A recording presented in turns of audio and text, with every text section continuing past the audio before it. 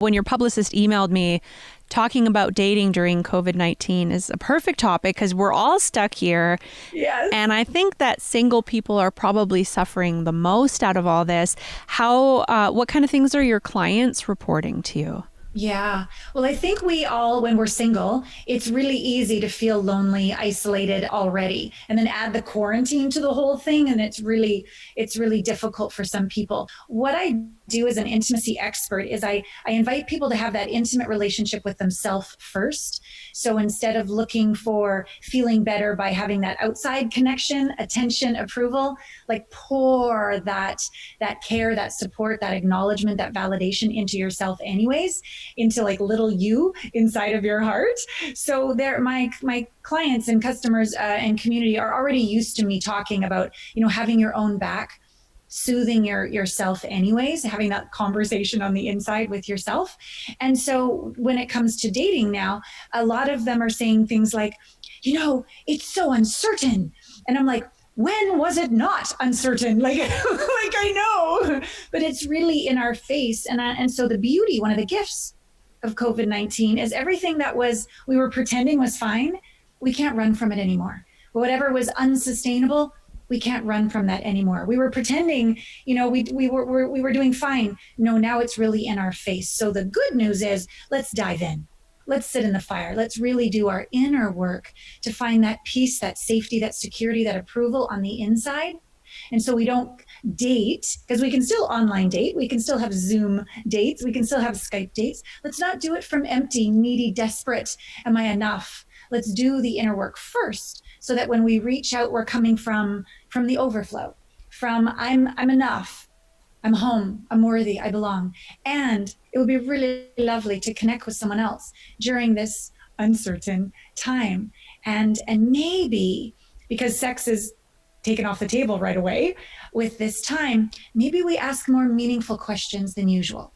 Maybe we dive into deeper conversations than we usually would. Maybe we can find an even more ideal partner because we've been slowed down to take the time to connect with ourselves and then connect with others more deeply than we normally would. Thanks for that, Allana. Well, I have so many questions just based on what you just said. Pouring and filling yourself up with that, I imagine that takes time, a lot of coaching with you, but are there a couple tips for just right now that we could do to give ourselves a little bit of a boost with that? Yeah, I know when it first started, I wanted to pour into myself tequila or like a glass of wine or like potato chips. There was all this stress that I wanted to feed that uncertainty with unhealthy habits. So be gentle with yourself. It's hard on all of us. If you've gained a few pounds or your self-medicating has gone up a little bit, be gentle, because what you resist persists. And if we go inside and we talk to that scared little one and we bash her or beat him up with a 2x4 and say, you're wrong and bad, that's going the opposite direction. So first I would say, go inside and just maybe first thing in the morning, put a hand on the heart, a hand on the belly, and just go, hey, sweet thing, how you feeling? And maybe it's going to be like, scared. I feel very scared. And instead of going, it's going to be fine, like sprinkles on top of the ice cream cone of crap, go, yeah, it's okay. You have every right to be scared. I'm right here. I got your back. What else? Keep letting that voice be heard, acknowledge it without fixing or changing it. What else? Hear it, acknowledge it. Soon it will start to calm down on the inside. And then from more of a communion on the inside, okay, so what can we do for ourselves that would fill up our bucket in a healthy way today? And so when you go out to the kitchen, the first thing isn't the alcohol at 9 a.m. or the potato chips. Maybe it'll be like a nice cup of coffee and a journal and a book and sit outside in the sunshine. Maybe it'll be a walk in nature. And I really think this time is good. Like, what really matters? I've been saying this is my priority, but does it really fill up my heart? Like, could we use this time listening to this voice inside to get even clearer on our priorities?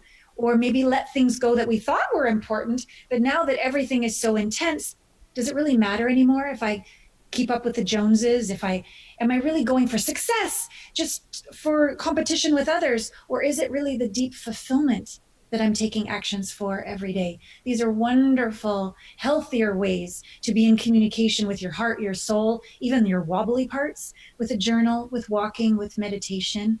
And then taking that inner dialogue into healthy dialogue with others. So when you begin to reach out dating and you're texting or getting on the phone, don't go straight for what's wrong. Don't go straight for, how horrible it's been. Maybe even frame the question. Tell me a story of where you discovered you were more resilient than you ever knew you were. Or what is emerging in you right now that you never knew was in there, that's getting you through these times better than you ever imagined. Like, you can guide a conversation towards the light and a high vibration. And of course, you can guide it in the other direction as well. The glass is half empty, not half full.